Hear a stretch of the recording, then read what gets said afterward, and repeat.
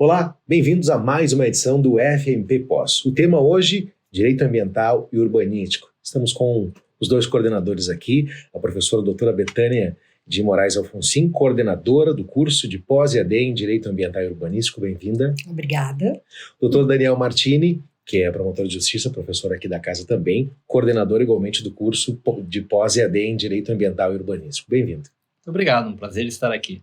Bom, a gente quer que você entre no site fmp.edu.br/pós e verifique, né, os detalhes desse curso e venha para a melhor faculdade privada de Direito do Rio Grande do Sul, trabalhando esse tema. Eu vou fazer uma pergunta geral, que vale para os dois, e daí a gente vai fazendo o desdobramento dos temas, pode ser? Que é a seguinte: como o direito ambiental e urbanístico contribui no enfrentamento das mudanças climáticas? Quer começar, professora Betânia? Posso começar. Esse curso de Direito Ambiental e Urbanístico, ele é super importante em relação a vários temas, né, Zanuso? Mas o Daniel acho que vai concordar agora com essa aceleração das mudanças climáticas, ele se mostra ainda mais oportuno, né? Porque gestores públicos estão enfrentando, né, desastres urbano-ambientais de uma magnitude que a gente não estava acostumada. Aqui na região sul do país, a gente teve ali no Vale do Taquari várias cidades impactadas, né? Eu acho que é bem importante a gente, talvez o Daniel fale sobre isso também, a gente só sublinhar que o Brasil ele teve uma urbanização, né, Zanuso, muito irregular e que começa antes, por exemplo, da legislação ambiental e urbanística proteger exemplificativamente os cursos d'água. Então, hoje a gente atua sobre um passivo urbano-ambiental muito grande, que são cidades urbanizadas de forma totalmente inadequada para enfrentar essas mudanças climáticas. Apesar disso, o Estatuto da Cidade, por exemplo, que é uma das leis com as quais a gente trabalha bastante na parte de direito urbanístico desse curso, ele traz várias diretrizes, né, para a política urbana que prevêem um planejamento de forma a evitar, corrigir todas as distorções desse crescimento urbano, né, especialmente em relação a como ele pode ser nocivo para o meio ambiente, né? Então, fazer um planejamento urbano, né, que evite, por exemplo, a ocupação dessas áreas é um tema bem importante. Não sei, Daniel, se você segue comentando esse tema. Completamente, Zanuso, professora Betânia. Na área do direito ambiental, a professora Betânia toca num assunto que é de extrema importância com relação às mudanças climáticas, desastres. Eu só quero chamar a atenção nesse momento agora, inicialmente, para um ponto. Quando a professora Betânia fala nos desastres que ocorreram recentemente aqui no Rio Grande do Sul, em decorrência claramente das mudanças climáticas e das influências antrópicas nas mudanças climáticas, nós tivemos uma alteração em uma lei importante, né, abrangida pelo direito ambiental, que é o Código Florestal Brasileiro, assim chamado, porque de fato não é um código, é uma lei de proteção à vegetação nativa, e que foi alterado recentemente para possibilitar aos municípios reduzirem as áreas de preservação permanentes nos seus territórios, nas áreas consolidadas, uma importante alteração no âmbito do direito ambiental, com um retrocesso inaceitável, e não por acaso os primeiros municípios do Brasil a se utilizarem dessa alteração legislativa no Código Florestal para adaptarem as suas legislações locais e regularizarem áreas ocupadas ilegalmente foram os municípios do Vale do Taquari, do Rio Taquari, que sofreram as maiores consequências das inundações recentemente, com mortes contabilizadas, em torno de 50 mortes contabilizadas. Sim. Me parece que isso não é um acaso. Exato. Me parece que não é um acaso, né? Relacionado a esse tema, Zanudo, eu acho que a gente também pode comentar que no caso do direito urbanístico a gente também teve alterações recentes em função de alguns impactos bastante sentidos, por exemplo, na região fluminense, né, da Serra Fluminense, com deslizamentos de terra, por exemplo. foi incluído no Estatuto da Cidade, e isso é bem bacana para quem especialmente trabalha na área do planejamento urbano. Acho que o curso traz uma capacitação em relação a isso. Um novo caso de município que é obrigado a ter o seu plano diretor, que são os municípios que estão incluídos no Cadastro Nacional de Áreas Suscetíveis a deslizamentos de terra, inundações bruscas, né? Então, esses municípios, por adesão, têm que se inscrever nesse cadastro. E uma outra mudança, Daniel, que daí acho que até foi bem importante, foi uma mudança que diz que qualquer município, independente de estar nesse cadastro ou não, é obrigada, quando vai revisar o plano diretor e, por exemplo, ampliar o seu perímetro urbano, mapear as áreas que são suscetíveis a deslizamento de terra, a algum processo geológico parecido com esse, inundações bruscas. E isso acho que capacita um pouco os municípios a fazerem um diagnóstico capaz de ter uma atuação mais preventiva na hora de planejar a expansão e o desenvolvimento urbano da cidade, tentar evitar que esse tipo de desastre volte a ocorrer, né? Outro ponto fundamental que a Bethânia coloca, né? O próprio Cadastro Nacional, que é algo muito incipiente, eu diria quase que inexistente, o que impossibilita o planejamento nacional com relação às atividades de proteção e defesa civil. Aliás, a Lei 12.608, que cria a Política Nacional de Proteção e Defesa Civil, estabelece claramente a obrigatoriedade do mapeamento das áreas de risco, a incorporação desse instrumento no planejamento urbano, no planejamento ambiental, em todas as atividades do poder público, e é algo muito incipiente. Uma coisa interessante que a lei coloca é algo que nós não fazemos, que é a incorporação do risco no planejamento, de uma maneira geral. E aí eu quero chamar a atenção, porque nós trabalhamos muito no nosso curso de pós-graduação com os instrumentos de política, tanto ambientais quanto urbanísticos. E o que nós vemos, como regra geral, é a ausência completa do planejamento no setor público.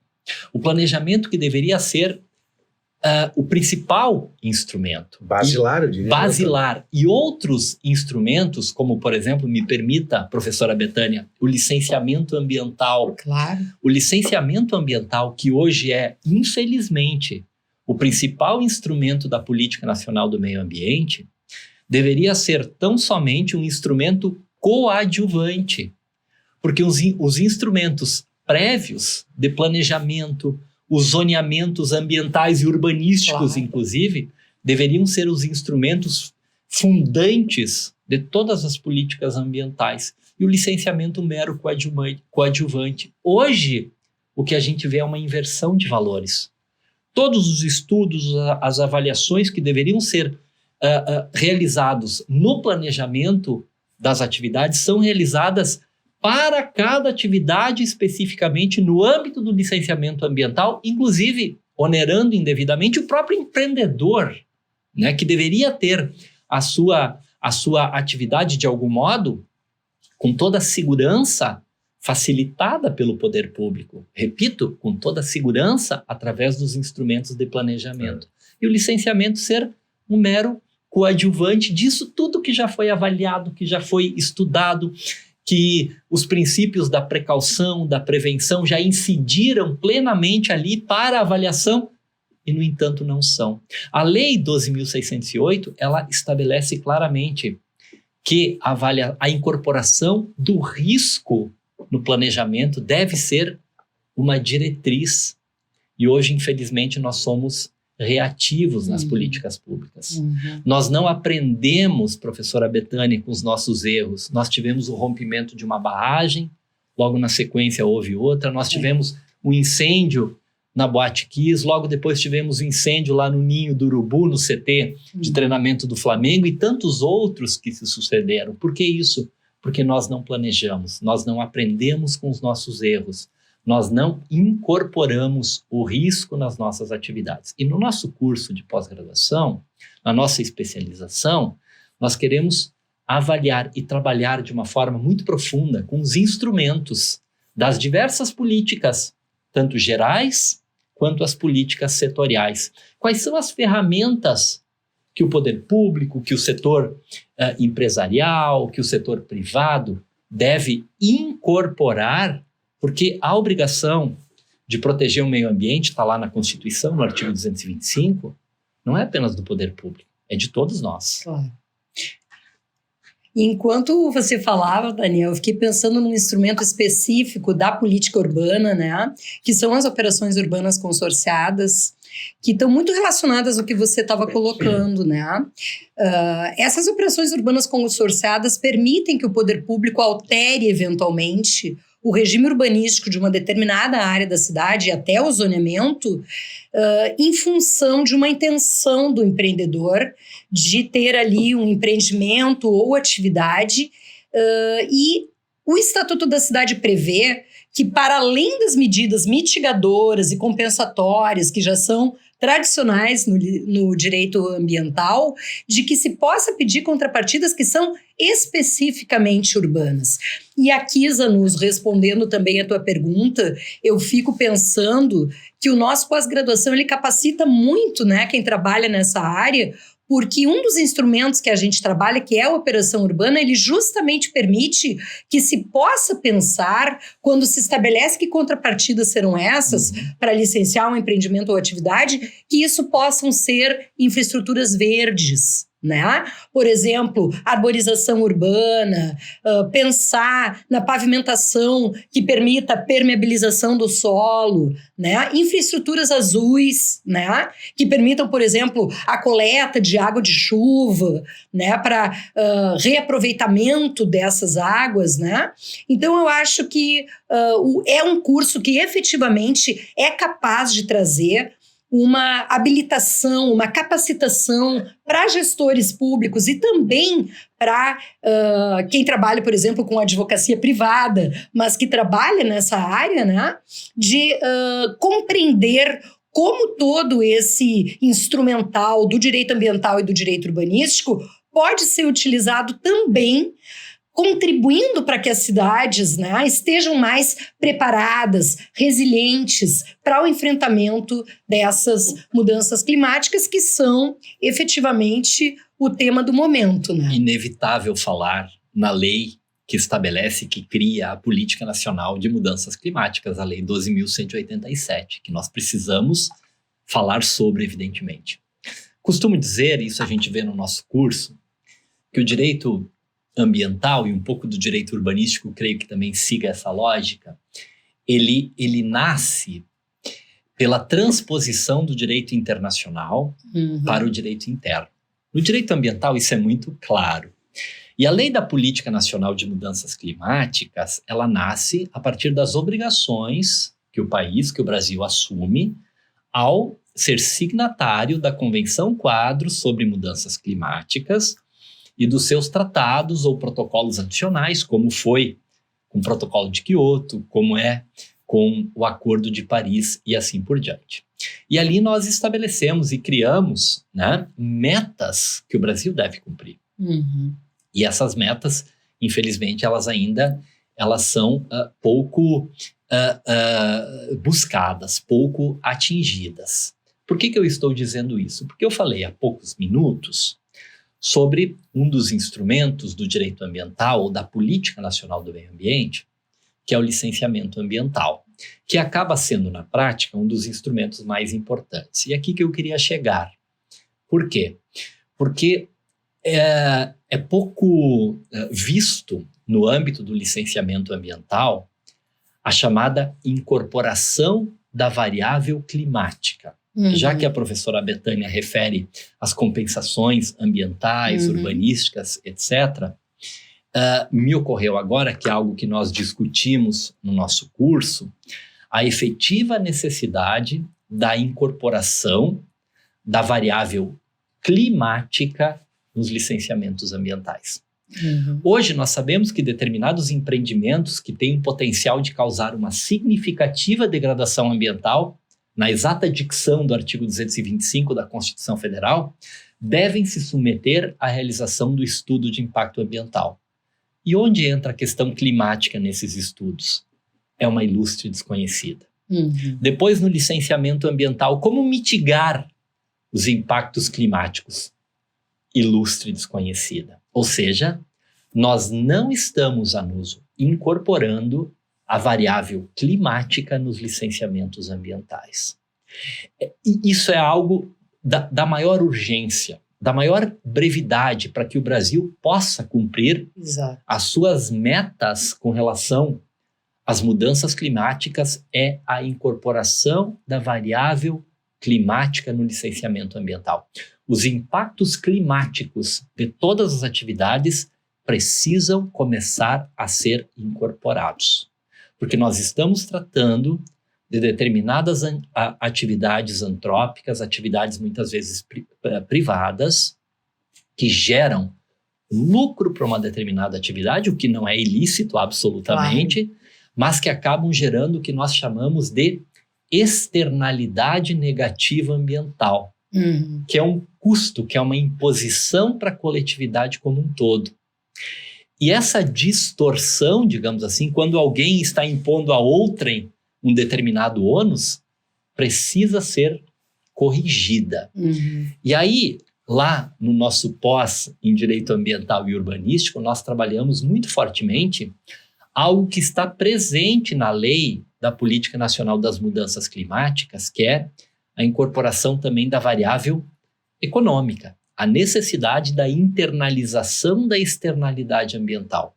A lei cria muitos instrumentos de incentivo para bons comportamentos. E aqui eu quero chamar a atenção, porque nós vivemos um novo momento, especialmente no direito ambiental e muito no direito urbanístico também, que é, ao lado dos clássicos instrumentos de comando e controle, lei e pena, necessários, mas que nem sempre se mostram tão eficazes quanto deveriam ser, a introdução dos chamados instrumentos de incentivo. Ou seja, não apenas políticas públicas, legislações que criem obrigações com penas para o seu descumprimento, mas também políticas públicas e legislações que estabeleçam normas de incentivo para aqueles que vão além do que a lei exige, para aqueles que estabeleçam algo a mais em favor da coletividade. Sim, por exemplo, no licenciamento ambiental e urbanístico, né, Daniel, quando a gente tem essa gestão integrada do licenciamento, a gente, por exemplo, ao pensar o licenciamento de um prédio, pode-se pensar em incentivos se for um prédio inteligente, que economiza energia, né? Que reaproveita a água da chuva. Então, tudo isso pode ser pensado, e eu concluiria aqui, Zanuso, comentando que é bem importante isso que o Daniel chamou atenção. O Brasil, ele é signatário de uma série de pactos internacionais, e um deles são os Objetivos do Desenvolvimento Sustentável, em que tanto a questão de pensar, né, na prevenção dos impactos das mudanças climáticas está colocado para o país como um todo, tanto nas áreas rurais quanto urbanas, quanto nós temos um objetivo específico, que é o objetivo 11, que é de pensar em cidades que sejam inclusivas, que sejam sustentáveis e que sejam resilientes, né? Então, fica aqui o convite, né, para conhecerem mais o nosso curso.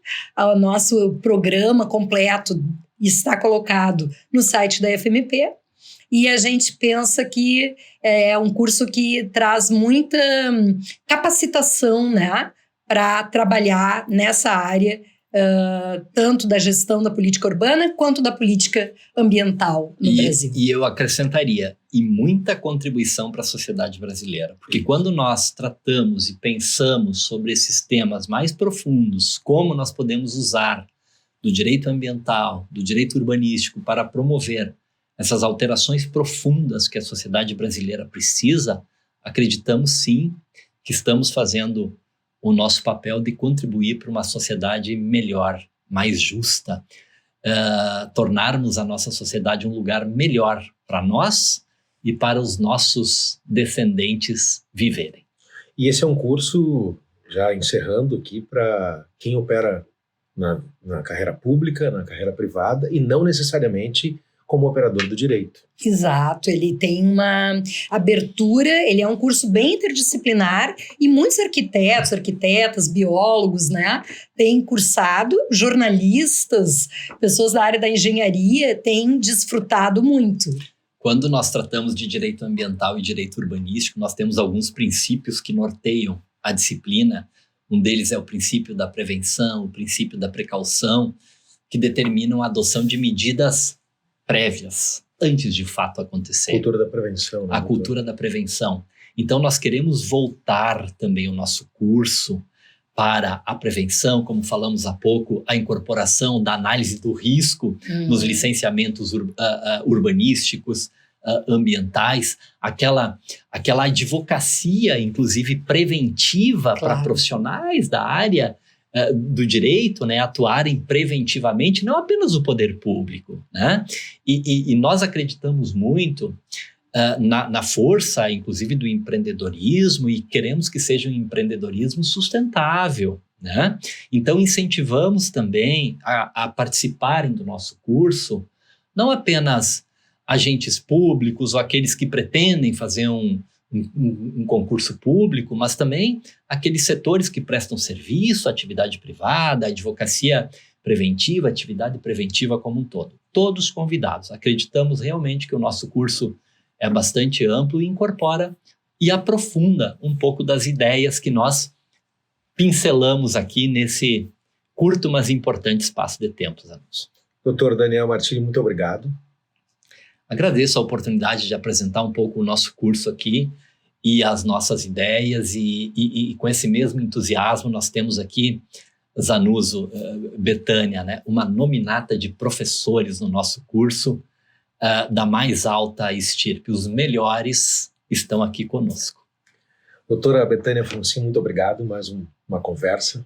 Eu que agradeço, Zanussi. Obrigada por nos dar essa oportunidade de convidar todo mundo para se inscrever na especialização em Direito Ambiental e Urbanístico da FMP.